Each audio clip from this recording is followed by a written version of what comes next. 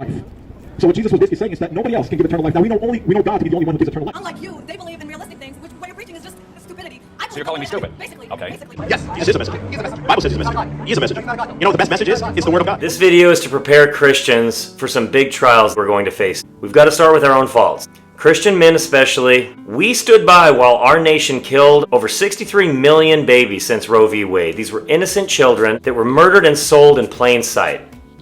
Also, women, little girls, boys, and even men have been used as sex slaves and work slaves all across America. The cops didn't do much to stop it. There wasn't much money in breaking these places up, so they didn't. But we also didn't put much pressure on them to do their jobs either. Netflix, Hollywood, Disney, and all kinds of media sexualizes kids. They've been doing it for as long as I can remember, but we kept watching these movies and shows. We just need to admit it and make a better choice. The good news, if you're a Christian, is that God is always waiting for us to turn around, change our lives, so that He can forgive us and heal our nation. Thankfully, this LGBT stuff is falling apart. It's just crumbling. Even non-religious people are just getting sick of it.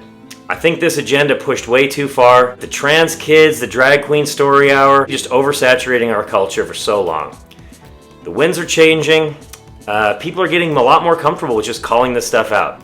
But Christians, having been so distracted with porn, TV, and beer, didn't really take the front lines. So some Muslim groups have stepped in to champion the cause of traditionalism. America was starving for this, and Islam seems to be providing it.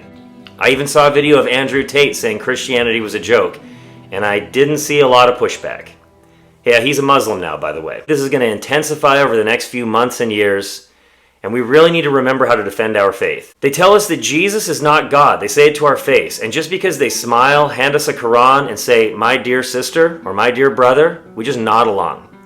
Just remember, just because someone is nice and shares some of your values does not mean you abandon the truth. Think about it like this. Christians, we believe in charitably rebuking sinners. We believe in mercy and nonviolence.